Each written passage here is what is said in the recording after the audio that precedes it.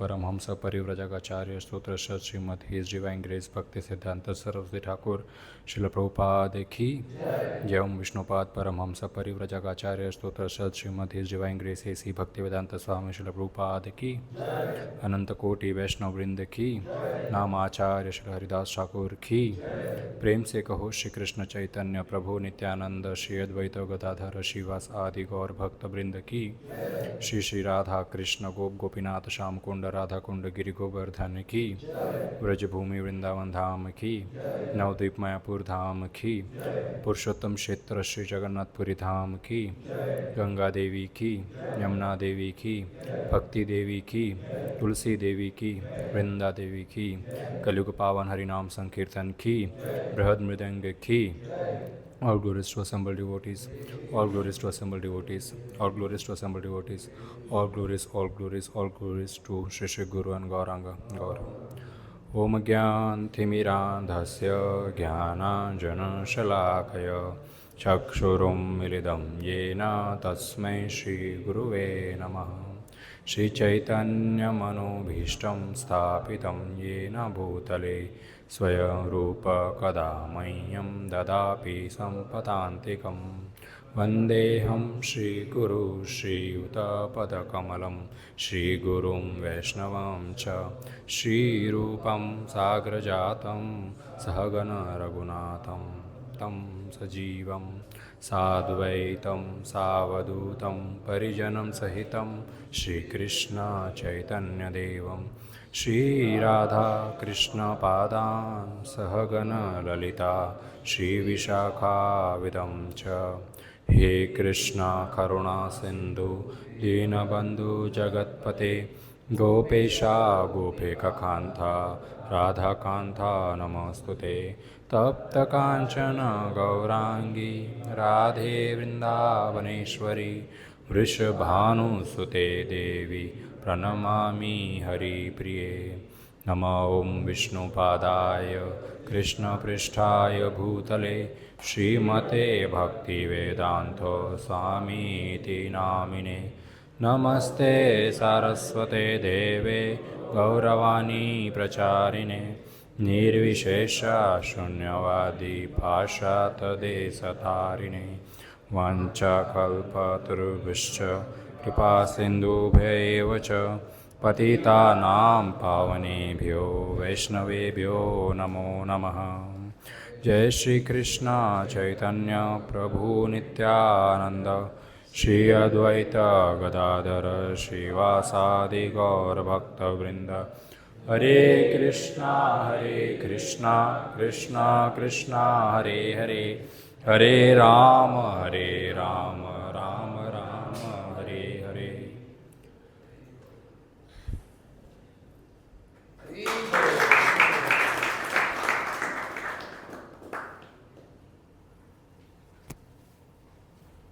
आज प्रभु का जन्मदिन है।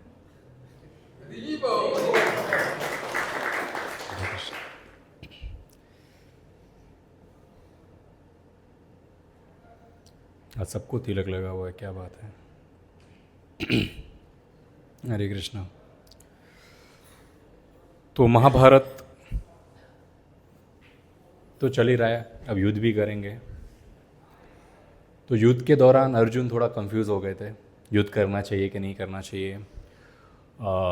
अर्जुन का कहना था कि युद्ध नहीं करना चाहिए, मारा मारी से क्या मिलेगा, शांति से पटा देते हैं जो भी है वो। अर्जुन का ऐसा मनोवृत्ति था कि सब छोड़ छाड़ के, आसक्ति जो है वो छोड़ के, घर बार छोड़ के भीख मांग के रह लेंगे। परंतु जब कृष्ण ने पूरी भगवत गीता सुनाई, अब ये देखिए भगवत गीता पढ़ना सुनना कितना ज़रूरी है, भगवत गीता घर में होना कितना ज़रूरी है। जब कृष्ण ने पूरी भगवत गीता अर्जुन को सुनाई, तब अर्जुन को समझ में आया कि जो वास्तविक फ्रीडम है, ये जो मटेरियल बॉन्डेज से वास्तविक फ्रीडम चाहिए, वो इस मटेरियल वर्ल्ड को छोड़ने से नहीं मिलेगा।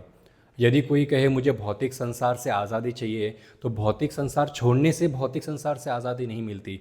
वास्तविक आज़ादी क्या होती है, जो अट्रैक्शन है और जो अटैचमेंट है भौतिक संसार की चीज़ों से, उसको छोड़ने से जो है फ्रीडम मिलता है। That is real freedom. कोई व्यक्ति कोई इतना किसी को लग जाता है, कोई बीमार होता है, बहुत पीड़ा में होता है और जब डॉक्टर भी कह देते हैं अब तो कोई नहीं है चांस बचने का, तो वो कहता है कि मुझे इस दर्द से सिर्फ मुक्ति चाहिए, कुछ ऐसा इंजेक्शन दो, कुछ ऐसी गोली दो जिससे कि ये आत्मा शरीर को छोड़ दे। तो दर्द से मुक्ति चाहिए। अब उस व्यक्ति को ये नहीं मालूम कि इस शरीर में इस दर्द से मुक्ति पाएगा, अगले जन्म फिर एक शरीर में जाएगा, वहाँ पर भी यही दर्द वेट कर रहा है। हर जन्म इस शरीर में जितनी बार इस भौतिक संसार में आत्मा शरीर के अंदर रहेगी तब तक तो दर्द पाते ही रहेगी। तो यदि वास्तविक दर्द से मुक्ति पानी है तो इस भौतिक संसार से जो आसक्ति है, जो अट्रैक्शन है, उसको छोड़ना सीखना होगा। जब अटैचमेंट और अट्रैक्शन से मुक्ति मिलेगी तब अपने आप भौतिक संसार के दुखों से मुक्ति मिल जाएगी, इस संसार में रहते हुए भी। It's like being in a fire in fire suit. व्यक्ति बिना फायर प्रूफ जो कपड़े होते हैं उसके बिना यदि आग में जाएगा तो क्या होगा? जल जाएगा। और वो इच्छा क्या करता है? जलन नहीं चाहिए, जलन नहीं चाहिए। यदि वास्तविक जलन नहीं चाहिए तो एक ऐसा सूट पहनना होगा जो हमको जलने से बचा सके।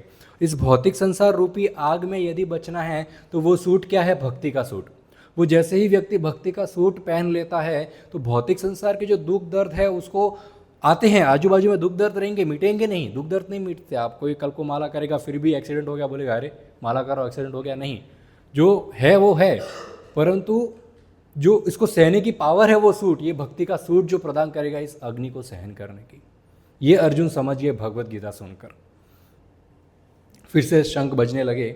अभी युद्ध वास्तविक शुरू होगा। अब तक शंख बजे जा रहा है पर बीच में कुछ ना कुछ तो इंटरफेरेंस हो रहा है, डिस्टर्बेंस आ रहा है। फिर से शंख अभी बजे हर जगह से कि फाइनल युद्ध शुरू करते हैं।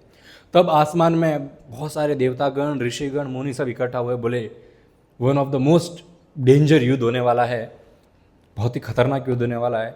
लास्ट टाइम एक युद्ध हुआ था, बोले ऐसा भयंकर युद्ध हुआ था त्रेता युग में, पर वो थोड़ा मैच नहीं हो रहा था। एक साइड बंदर थे, एक साइड राक्षस थे, तो कुछ जम रहा ही नहीं है कौन किसको मारेगा, कैसे युद्ध जीतेंगे। परंतु इसमें दोनों साइड इंसान है। लग तो ऐसा ही रहा है देखने मात्र से कि दोनों तरफ इंसान युद्ध कर रहे हैं। तो ये एक अच्छा मैच होगा देखने के लिए। तो सब जमा हो गए, देवतागण हैं आसमान में, ऋषिगण हैं, मुनिगण हैं, सब इकट्ठा हो गए, युद्ध करेंगे। इससे पहले युद्ध शुरू हो, अचानक एक डिस्टर्बेंस फिर से आया। युधिष्ठिर महाराज अपने रथ से उतर गए। तो सब लोग बस बाण चढ़ा ही रहे थे। बोले अरे क्या हो गया? ये नीचे उतरे, अपना जो बाण था जो वो सब साइड में रख दिया, जो कवच था वो भी निकाल के रख दिया। तभी सब लोग थोड़ा कंफ्यूज हो गए। बोले ये क्या हो रहा है? तो उनके भाई और वो कौरवों की तरफ जा रहे। अब सब भाई फिर से टेंशन में आ गए। बोले फिर से तो ये हम्बल होने की कोशिश नहीं कर रहे, बहुत मुश्किल से 13 साल काट के, खासकर भीम बोले बहुत मुश्किल से 13 साल काटे हैं मैंने, जो खुजली है हाथ पे वो कैसे मिटेगी? ये अभी फाइनल, अभी भाइयों को ऐसा लग रहा है कि अभी ये गिव अप करने जा रहे। कौरवों को बोल रहे कि मारपीट नहीं करेंगे, मैं आपको माफ़ करता हूँ और हमको कुछ नहीं चाहिए, आप राज करो, हम निकल। ऐसा उन भाइयों को लग रहा है, पांडवों की टीम में उन सबको लग रहा है।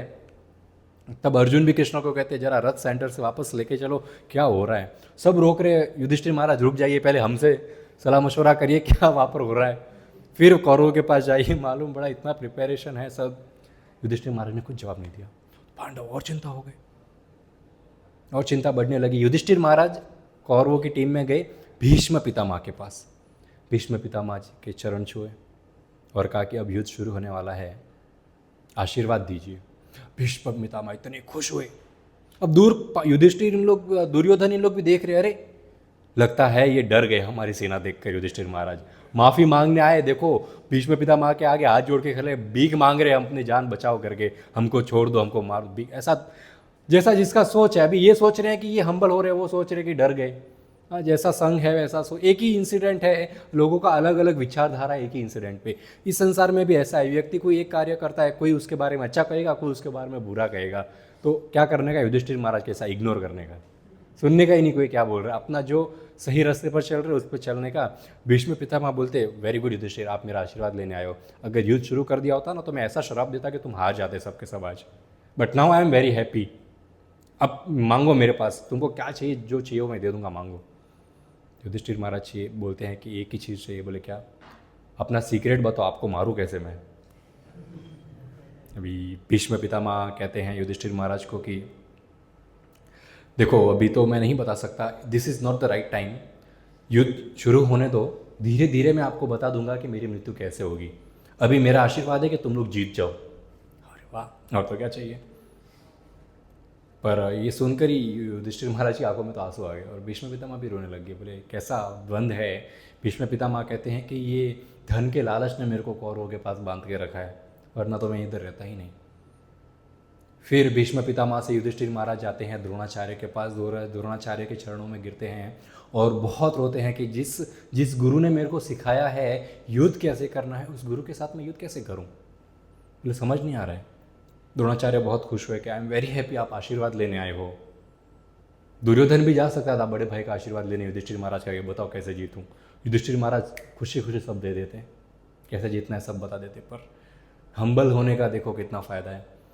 द्रोणाचार्य को युधिष्ठिर महाराज कहते हैं कि मैं आपके साथ युद्ध कर ही नहीं सकता। तो द्रोणाचार्य बताते देखो हम सब बंधे हुए हैं अपने कर्मों से, युद्ध तो करना ही होगा। युधिष्ठिर महाराज बोलते हैं कि आपको मारूं कैसे, मैं वो सीक्रेट जानने आया हूँ। युधिष्ठिर महाराज कहते हैं कि वैसे तो यदि देवतागण भी यहाँ पर आ जाए ना मुझसे युद्ध करने के लिए तो कोई जीत नहीं सकता, पर मैं तुमको आशीर्वाद देता हूँ कि तुम मुझे हरा दोगे और तुम्हारी विजय होगी। मेरे को हराने का एक ही तरीका है कि जब किसी विश्वासु व्यक्ति के मुख से मैं जब सुनूंगा ना कि कुछ अनहोनी हो गई है मेरे हित में, जो मेरे हित का था उसके साथ अनहोनी हो गई है, जब ऐसी न्यूज़ मेरे को आएगी ना तब मैं बाण रख दूंगा, अपनी सारी इंद्रियों को मैं वश में कर लूँगा, उस समय तुम मेरे को मार सकते हो। ये मेरे को मारने का एकमात्र secret. Thank you, cheat code मिल गया। नेक्स्ट कृपाचार्य के पास गए, कृपाचार्य से भी ऐसा ही आशीर्वाद मांगा। कृपाचार्य ने भी आशीर्वाद दिया कि तुम्हारा विजय हो।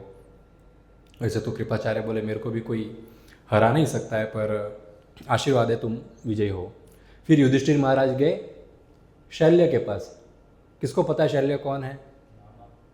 मैंने पूछा किसको पता है सिर्फ। हाँ, तो शल्य मामा जी है। अब मामा जी अपने भांजे को देखकर और रोने लग गए। बोले कैसा मन बुद्धि, मैंने उस दिन वचन दे दिया कि तुम्हारे साथ मिलकर युद्ध करूंगा, पर अभी कुछ ऑप्शन नहीं है। तो युधिष्ठिर महाराज बोलते कोई बात नहीं, अपना प्रॉमिस याद रखना। बोले हाँ, जैसे कर्ण आएगा उसको डिमोटिवेट करूंगा यही मेरा प्रण है, आई विल हेल्प यू। बोले ठीक है।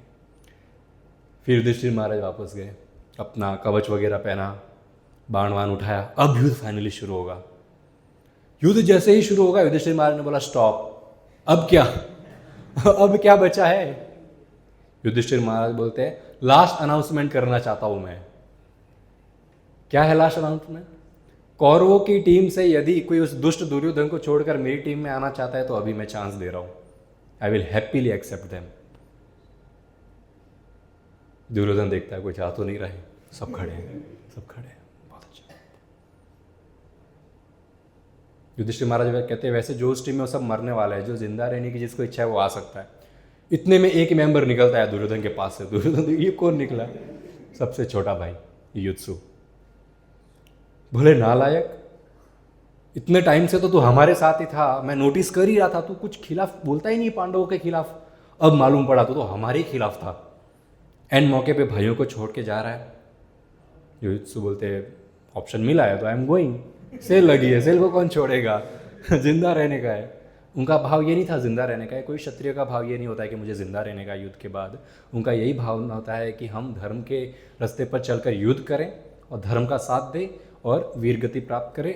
या मर गए तो वीरगति प्राप्त हो गई, जीत गए तो भौतिक संसार का सुख भोगेंगे, यही भावना होती है। और युधिष्ठिर बोलते मैं धर्म का साथ दूंगा, युद्ध से यहाँ से चले गए।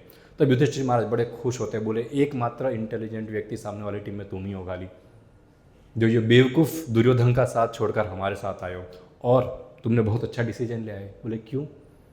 तुम सब ये सब भाई मरने वाले हैं, तो कोई एक तो धृतराष्ट्र का खून होना चाहिए, उनकी चिता को अग्नि कौन देगा? तुम दोगे, ये तुम्हारा काम है।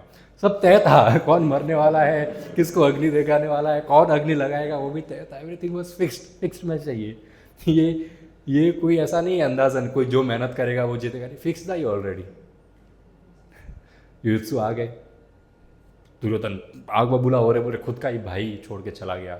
सगा भाई नहीं था, ये सौतेला भाई था। धृतराष्ट्र की एक दासी थी, उससे ये पुत्र प्राप्त हुआ था युधिष्ठिर, उनका ये पुत्र था।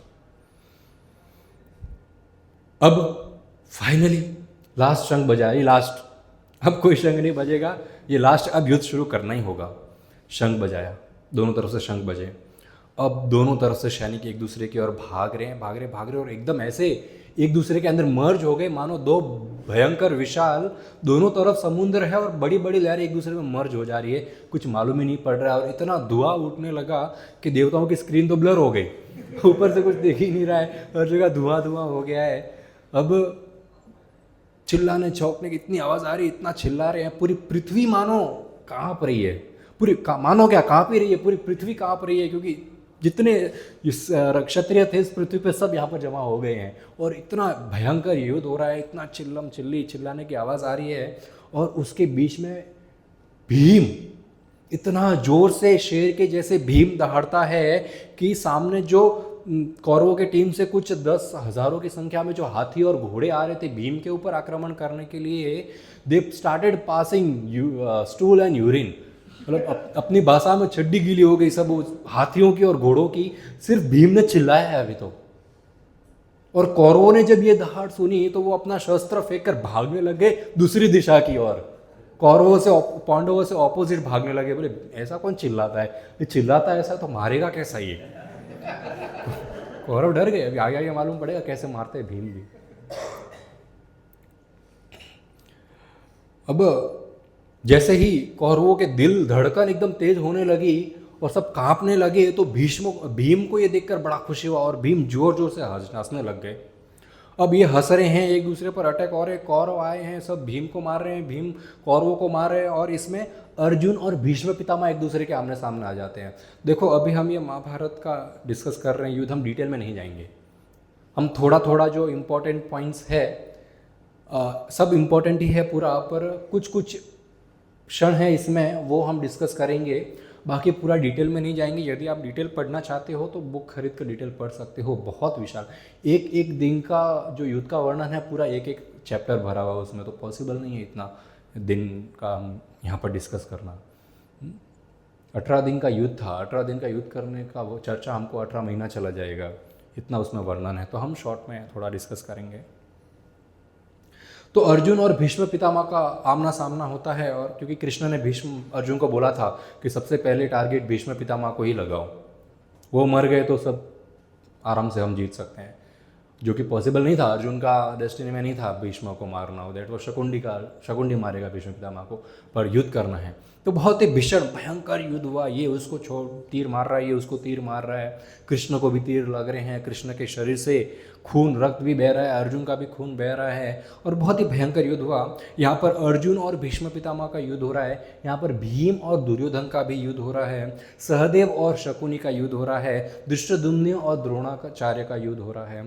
तो इस प्रकार खतरनाक युद्ध हो रहा है। यहाँ घटोत्कच अभी भयंकर बड़े बड़े विशाल है, छोटे छोटे सैनिक है और घोड़े हैं, उन हाथियों से बड़े बड़े राक्षस अंदर से भाग कर आ रहे हैं, विशाल का राक्षस, क्या दृश्य होगा ये युद्ध का, इतने सारे लोग और उसमें से राक्षस भागते हुए आ रहे हैं कौरवों की तरफ, कौरवों को मारने के लिए। बट राक्षस सिर्फ यहाँ पर नहीं है, कौरवों के साथ भी दानव और राक्षस आए थे युद्ध करने के लिए, तो वहाँ से भयंकर बड़े बड़े विशाल राक्षस आ रहे हैं, तो राक्षस आपस में युद्ध कर रहे हैं, हाथी युद्ध कर रहे हैं, रथ वाले युद्ध कर रहे हैं, घोड़सवार युद्ध कर रहे हैं, और साइड में चंटर पंटर जो पैदल सैनिक है वो आपस में एक दूसरे से युद्ध कर रहे हैं। और युद्ध के दौरान अचानक इतने लोग हैं, सिर्फ शहरी दिख रहे हैं, और अचानक कहीं से तो तलवार उड़ती है आसमान में, हाथ भी साथ में है, इतना कटा हुआ, किसी ने काटा है तो उड़ रहा है, किसी का हेलमेट उड़ रहा है, हेलमेट में सर है, नीचे शरीर नहीं है, किसी की उंगलियां, किसी का पैर, ऐसा मतलब भयंकर युद्ध हो रहा है। अब ये अभी सामने वाली टीम में कुछ पांडवों में कुछ लोग ऐसे थे जिनके बेटे कौरवों में थे, किसी के चाचा यहाँ पर है, किसी का भतीजा वहाँ पर है, किसी का मामा इधर है, किसी का भांजा उधर है, किसी का कजिन भाई इधर है, चचेरा भाई उधर है। अभी वो एक दूसरे को मार रहे हैं, युद्ध का ऐसा गर्म माहौल है, कोई देख ही नहीं रहा है कि चाचा मामा है, इग्नोर करो, नहीं आप चले जाओ साइड से, आपको नहीं मार, जो सामने आया खच, जो सामने आया खच, किसी को नहीं छोड़ रहे हैं। भाई भाई आपस में एक दूसरे का खून कर रहे हैं, चाचा भतीजा एक दूसरे का खून कर रहे हैं, मामा और भांजा एक दूसरे का खून कर रहे हैं। इतना भयंकर युद्ध हो रहा है, ऊपर से देवतागण देख रहे हैं, उनको ऐसा लग ही नहीं रहा है वो पृथ्वी में देख रहे हैं, उनको ऐसा लग रहा है वो नर्कलोक पहुंच गए हैं। इतना खून खराबा केवल नर्कलोक में होता है, इतना चिल्लम चिल्ली सिर्फ नर्कलोक में ही होता है। ऐसा लग रहा है कि ये कोई रणभूमि नहीं, यमलोक है ये, और यमराज। और ये जो भीम ऐसा नहीं है एक जगह से किसी को, भीम भाग रहे हैं। भीम बोले रथ गया साइड में, वो भाग के लोगों को मार रहे, रथ का वेट भी नहीं कर रहे हैं, हाथ में गदा है, बाण है, भाला है, जो सामने आया मारे जा रहे हैं, और ऐसे गोल गोल घूम घूम कर मार रहे हैं। तो देवतागण को लग रहा है कि ये तो यमराज ही घूम रहे इधर, भीम तो है ही नहीं। इतना भयंकर और ब्यूटीफुल युद्ध हुआ वहाँ पर। और ये खतरनाक युद्ध में शैल्य है, वीरत राजा के जो भूमिंजय, वीरत राजा के जो प्रिंस है भूमिंजय है इत्यादि, ये सब एक दूसरे से युद्ध कर रहे हैं। और इतने में जो है उत्तरा का भाई था उत्तर, उसका मृत्यु हो गया। ये पांडवों की टीम से थे। और उसके एक छोटे भाई भी थे श्वेत, जो पांडवों की टीम से थे, उनका भी मृत्यु हो गया। तो ये जो अभी छोटे छोटे सैनिक तो बहुत मरे, उनका काउंट नहीं है, बट जो मेन लीडर्स है, कुछ किंग है, कुछ प्रिंस है, और रति है, महारथी है, हाँ, तो ये सब का जब मृत्यु होता है तब उसका वर्णन, that is the main important part. वो मर जाए तो ऐसा लगता है अब हम हार सकते हैं। और इनको जो है मारा, पांडवों के 2 मेन मेंबर थे, इनको दोनों को मार दिया। इतने में सनसेट हो गया और युद्ध रोक दिया गया, फर्स्ट डे एट हॉल्ट। अब संजय ये सब वर्णन कर रहा है धृतराष्ट्र को। धृतराष्ट्र ने ये सुना तो बड़े खुश हो गए, अरे संजय कि भाग्य में ऐसा तो नहीं लिखा है कि कौरव जीतेंगे और पांडव हारेंगे? मुझे तो ऐसा ही लग रहा है, क्योंकि आज देखो 2 पांडवों के राजा मरे, अरे सिर्फ 2 ही मरे, आज तो पहला दिन है, ये तो ट्रायल था। अर्जुन ने तो अभी तक बराबर युद्ध किया भी नहीं है, संजय बताते हैं। फिर धृतराष्ट्र कहते हैं कि नहीं नहीं, मुझे तो ऐसा लग रहा है कौरव ही सब मेरे बच्चे ही मरने वाले हैं। पर मेरे बच्चे गलत तो नहीं कर रहे, वो तो धर्म के हिसाब से युद्ध कर रहे हैं। तो इस प्रकार जो है धृतराष्ट्र के मन में कॉन्फ्लिक्ट चल रहा है, कंफ्यूजन क्रिएट हो रहा है, कौन जीतेगा कौन हारेगा। और बहुत बार ये मन हमको ऐसे द्वंद्व में डालता है, ऐसे कंफ्यूजन में डाल देता है कि कुछ क्लियर समझ ही नहीं आता है सामने रास्ता क्या है। ये मन में जो इतना शोर, कभी कभी मन में ही इतना शोर होता है, बाहर शांति एकदम पिन ड्रॉप साइलेंट हर जगह है, फिर भी मन में इतना द्वंद्व चलता है, मन में इतना शोर चलता है कि कुछ क्लियर नज़र नहीं आता। और मन का शोर शांत करने के लिए एकमात्र उपाय है अवेयरनेस। जब तक व्यक्ति के अंदर अवेयरनेस नहीं आएगी ना कि मेरे आजू बाजू क्या चल रहा है, मेरे मन में क्या चल रहा है, तब तक वो मन के शोर को शांत नहीं कर सकता। बाहर वो कितना भी बड़ा महल या जंगल या कोई रूम में पैक हो जाए, जब तक मन में शांति नहीं है, संसार में कभी उसको शांति नहीं मिलेगी। अर्जुन बोलते हैं ना, चंचलम ही मन कृष्णा, बोले ये मन बहुत चंचल है। और उससे भी बड़ी प्रॉब्लम क्या है, प्रमाथ ही बलवद दृढ़म, बोले ये पावरफुल बहुत है। और ये पावरफुल मन को कंट्रोल पावर से नहीं किया जा सकता। तो अगर संसार में हर व्यक्ति शांति की खोज में है, और यदि वास्तविक हमको शांति चाहिए, तो वो खाली एक स्किल डेवलप करने से आएगी, वो है to be peaceful, to be aware.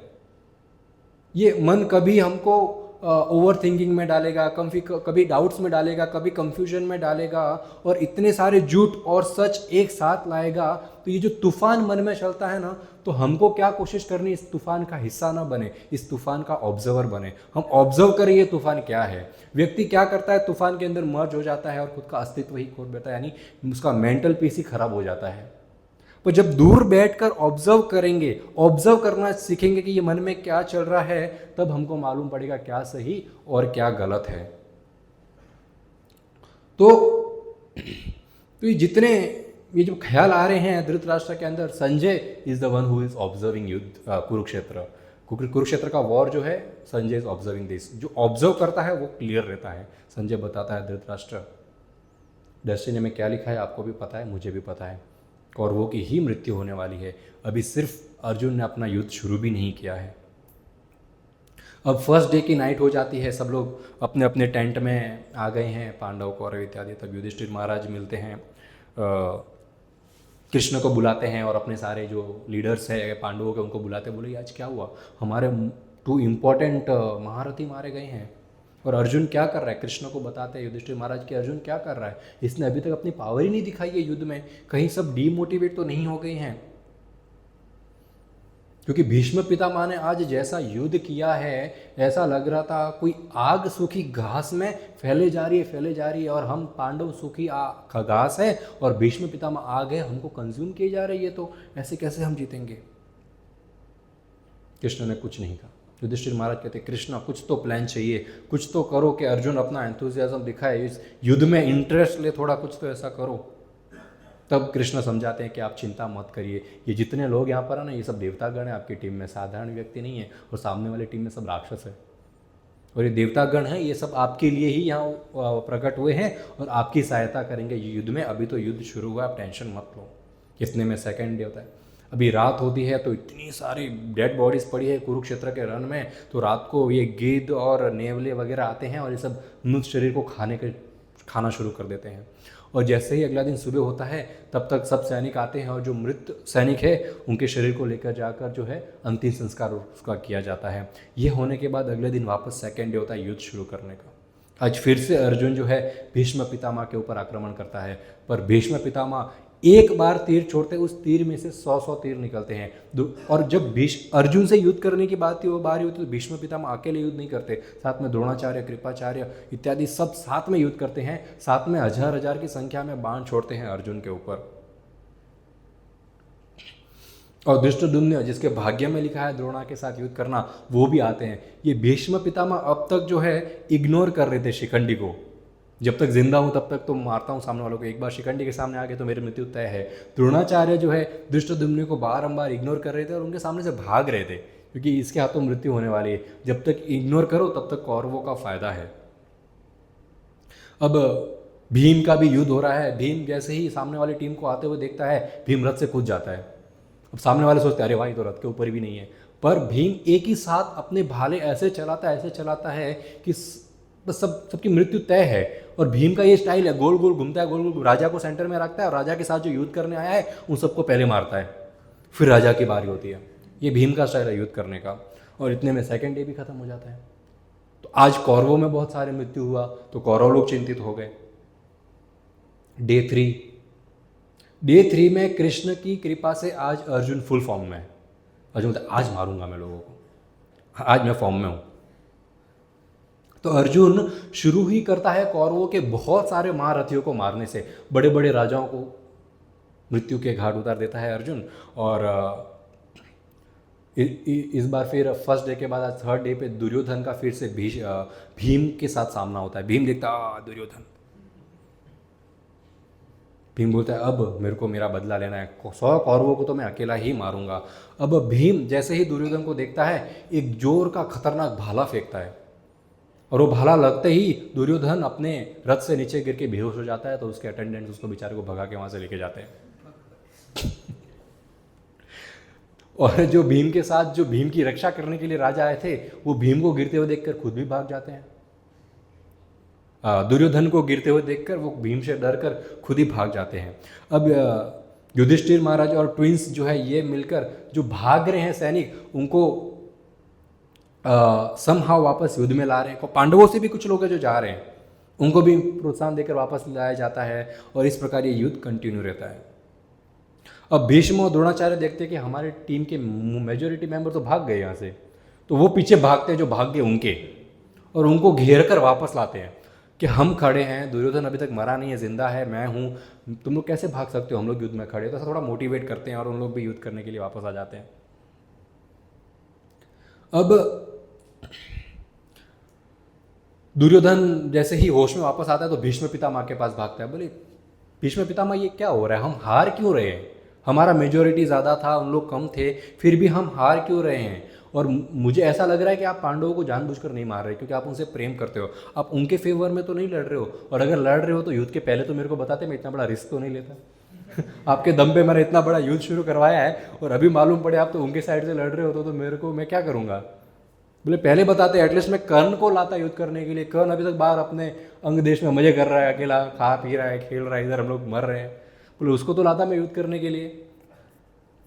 Bhishma Pitamah बोलते हैं कि देखो दुर्योधन, मैंने तुमको पहले ही बताया था पांडवों को कोई नहीं मार सकता, जितना मेरे से होगा मैं कर रहा हूँ। अपना लेक्चर बंद करो। और फिर से ये भयंकर युद्ध शुरू होता है और बहुत सारे लोग एक दूसरे को मारते हैं। और अर्जुन और भीष्म का फिर से तीसरे दिन भी युद्ध होता है और इतने में तीसरा दिन समाप्त हो जाता है। चौथा दिन शुरू होता है युद्ध करने का। आज हम 18 दिन तो पूरे नहीं करेंगे, जितने हो सके उतना दिन का वर्णन करेंगे। चौथा दिन शुरू होता है तो आज भीम भागते हुए पहले दुर्योधन और उनके भाइयों को ढूंढता है। बोला आज तो नहीं छोड़ूंगा, 4 दिन हो गए, 100 भाई बाकी है मारने को, बैलेंस भी कर। सबसे पहले भाग दुर्योधन बस तैयारी कर ही रहा है युद्ध करने के, सामने भीम खड़ा है। तो दुर्योधन के साथ उसके 14 भाई आ जाते हैं, उसको घेरते हैं। दुर्योधन को बोले आज हम कुछ नहीं होने देंगे आपको, हम सब युद्ध करेंगे। अब जैसे ही भीम देखता है अरे दुर्योधन के इर्द गिर्द 14 भाई है, वो बोला अरे वाह, किसी को ढूंढने की आवश्यकता नहीं है, सब एक जगह इकट्ठा हो गए। अरे टीम में मरे तो और आसान है मारना, एक एक को ढूंढ के, इतना बड़ा रण क्षेत्र में एक एक को ढूंढ के कहाँ मारूंगा, सब एक साथ आ जाए तो और भी बेटर है। तो जैसे ही भीम इनकी तरफ भागता है, दुर्योधन और कौरव भाई है जो 14 घर हैं वहाँ पे, विद दुर्योधन 15 भाई हो गए। तो ये वहाँ पर बैठे हैं, तो दुर्योधन पहले बहुत सारे हाथी भेजता है इसको मारने के लिए, भीम को मारने, बहुत सारे हाथी और घोड़े भेजता है। पर भीम एक बार भागना शुरू करे तो भीम को कोई रोक नहीं सकता। वो हाथियों का सूंड पकड़ पकड़ के ऐसे मार रहा है उनको, उसके ऊपर जो जो राजा और जो जो महारथी बैठ रहा है उनको गिरा गिरा के ऐसे मार रहा है कि सब हाथी जितने भेजे थे खत्म हो गए वहाँ पर। अब दुर्योधन चिल्लाता है मारो, कोई तो भीम को खुद कर, कोई तो मारो, भीम आ रहा है हमारी तरफ, कोई तो इनको मारो। कौन मारेगा? जो हाथी और घोड़े रखे थे रक्षा के लिए उनको तो भीम मार चुके हैं, अभी 14 भाई बचे हैं इसकी रक्षा के लिए। इतने में भीम ऐसा भागते हुए आ रहा है, एक एक भाई का सर धड़ से अलग करता है। 14 भाई कौरवों के वहां खत्म, और बाकी जो भाई बचे थे थोड़े एक्स्ट्रा पीछे भी खड़े थे, वो भाग गए वहां से। अब भीष्म, अभी भीम उनके पीछे भागता है उनको मारने के लिए, तो भीष्म पितामह, द्रोणाचार्य इत्यादि जिससे भी युद्ध कर रहे थे वो सब छोड़कर यहाँ पर आते, बोले राजा को बचाओ, दुर्योधन मर गया तो सब खत्म हो जाएगा। बोले 14 को तो मार दिया, बहुत संख्या धीरे धीरे कम हो जाएगी। तो भीष्म पितामह, द्रोणाचार्य इत्यादि सब आते भीम के ऊपर हमला करने के लिए, और जैसे ही उनका आपस में युद्ध होता है तो 4th डे भी एंड होने आता है।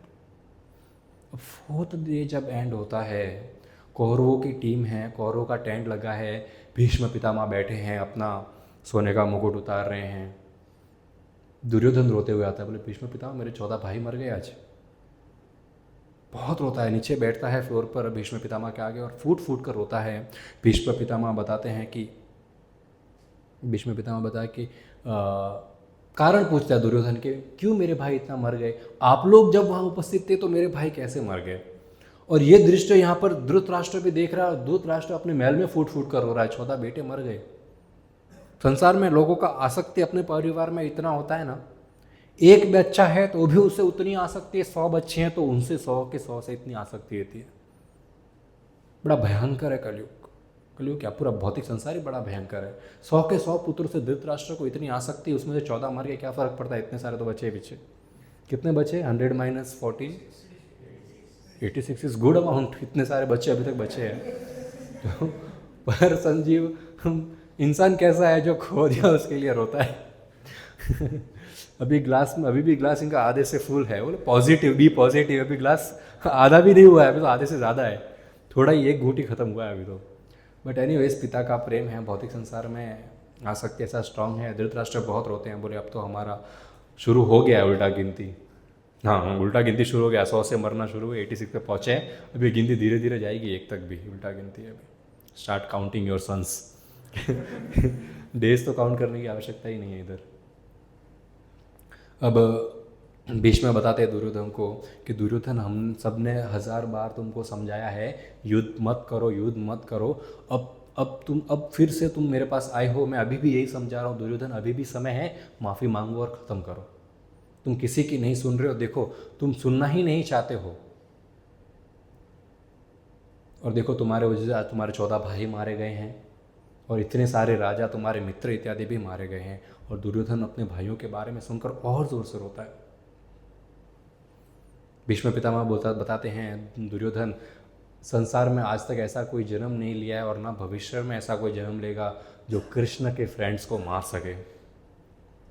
कृष्ण के फ्रेंड्स को कोई नहीं मार सकता दुर्योधन।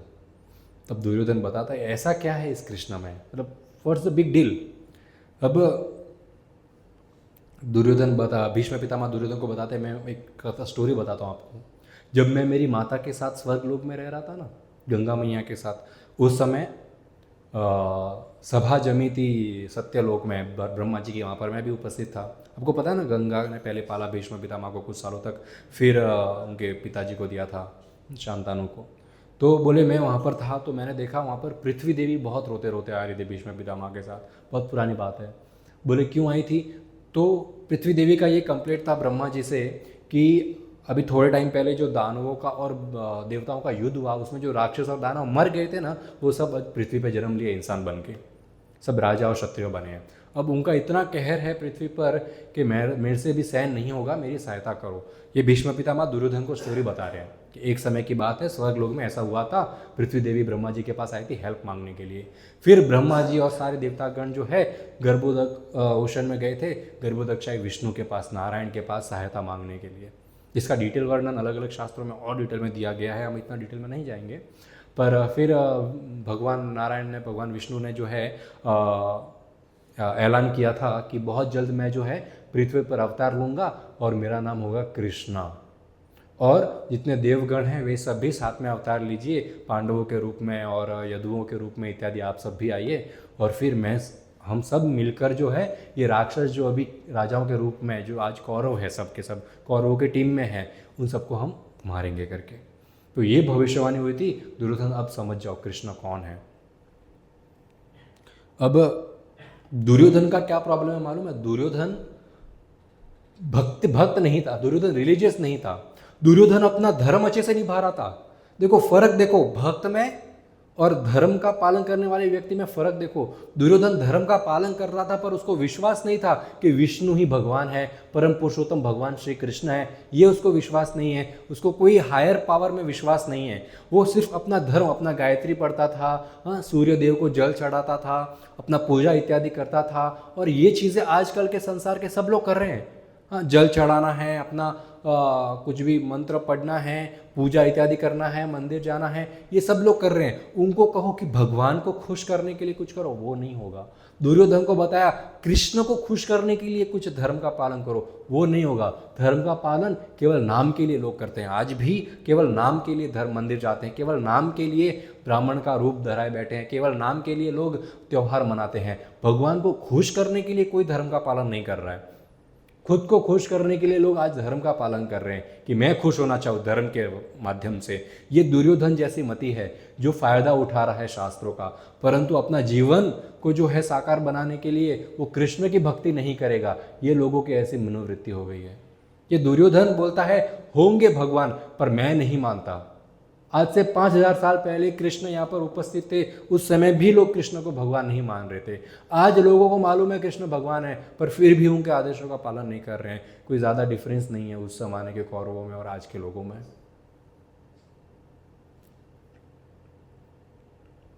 दुर्योधन बताता है कि और बताइए ज़रा कृष्ण के बारे में, ये कृष्ण कौन है? तब भीष्म पितामह कहते हैं कि मैंने नारद से, व्यासदेव जी, मार्कंडेय ऋषि से, व्यासदेव से, परशुराम से मैंने कृष्ण के बारे में सुना है कि कृष्ण परम पुरुषोत्तम भगवान है। ये परम पुरुषोत्तम भगवान सबका हित चाहते हैं और सबके मित्र हैं। तुमको अभी ऐसा लगेगा नहीं कि वो तुम्हारे मित्र है, पर यदि तुम याद करो तो मित्रता का संदेश लेकर आए थे हस्तिनापुर और तुमने उनको ही कैद करने की कोशिश की थी।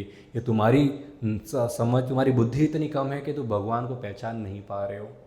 ये सबके मित्र है और तुम राक्षस हो, तुम सेल्फिश हो।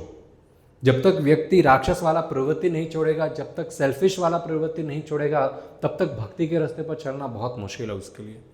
और जो व्यक्ति खुद को भगवान का नित्य पार्षद, नित्य दास मानता है, केवल वही व्यक्ति भगवान की भक्ति कर सकता है। अदरवाइज सालों साल इस्कॉन मंदिर आएंगे, सालों साल स्वामीनारायण मंदिर जाएंगे, सालों साल शिव जी के मंदिर जाएंगे, सालों साल वैष्णो देवी की यात्रा करेंगे, केदारनाथ की यात्रा करेंगे, रामेश्वर की यात्रा करेंगे, हर साल व्यक्ति वृंदावन जाएगा, जगन्नाथपुरी जाएगा, फिर भी वो कृष्ण के लिए नहीं कर पाएगा कुछ, फिर भी वो भक्ति के रास्ते पर नहीं आ पाएगा।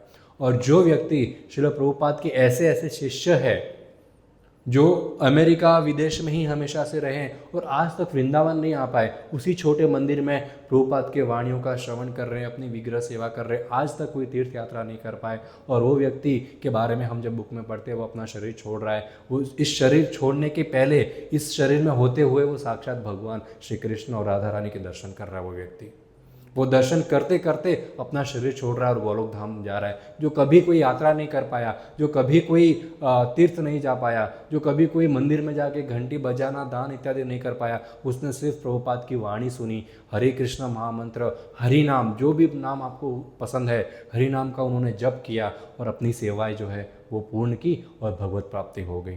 कितना सिंपल है भक्ति करना और हम लोग के लिए कितना मुश्किल बना के रखना है हमने उसको। हम इधर उधर भागते रहते, ये करूँगा तो कुछ मिलेगा, ये करूँगा तो कुछ मिलेगा, कुछ करने से कुछ नहीं मिलेगा। जब तक हम खुद को एक्सेप्ट नहीं करेंगे कि हम कृष्ण के दास है, तब तक भक्त बनना बहुत मुश्किल। वो एक भजन बीच में आया था ना, जब तक कृष्ण की कृपा नहीं होगी तब तक कृष्ण का नाम नहीं ले सकोगे। तो कृष्ण कृपा चाहिए। वो कृपा कैसे मिलेगी? खुद को कृष्ण का दास समझेंगे तब। अब भीष्म पितामह दुर्योधन को कहते कि अभी भी समय है, समझौता कर लो। दुर्योधन समझ गया कि हाँ, जो भीष्म पितामह ने कहा वो सब सही है, but now it's too late. 4 दिन हो गए, इतना मार खाया, अभी छोड़ के चले जाओ, पूरा ज़िंदगी भर लोगों का ताना मिलेगा कि भाग के आ गए। अब युद्ध नहीं हो सकता। अब दुर्योधन अपने टेंट में सोने गया। सोने के पहले वो अपने बेड से नीचे उतरा और उसने कौरवों के टेंट की तरफ, जहाँ पर कृष्ण का टेंट है, उस तरफ हाथ रखते हुए अष्टांग दंडवत मारा और कृष्ण को प्रणाम किया। He accepted Krishna as supreme personality of God. But ये युद्ध तो होने ही वाला है, कोई रोक नहीं सकता इसको। नेक्स्ट डे 5, 5वां दिन युद्ध का। शिखंडी आ गया भीष्म पितामह के सामने। भीष्म पितामह अवॉइड कर रहे हैं, यहाँ भाग रहे हैं, वहाँ भाग रहे, शिखंडी से युद्ध नहीं कर रहे हैं। कोई किसके साथ युद्ध कर रहा है, कोई किसके साथ युद्ध कर रहा है। इस प्रकार 5वां दिन भी चला जाता है, 6ठा दिन भी चला जाता है, 7वां दिन भी चला जाता है। और धीरे धीरे कौरवों की जो क्वांटिटी है वो कम होते जा रही है। वो डबल थे, अब बहुत कम हो गए हैं। धीरे धीरे कौरवों की जो क्वांटिटी है वो कम होते जा रही है।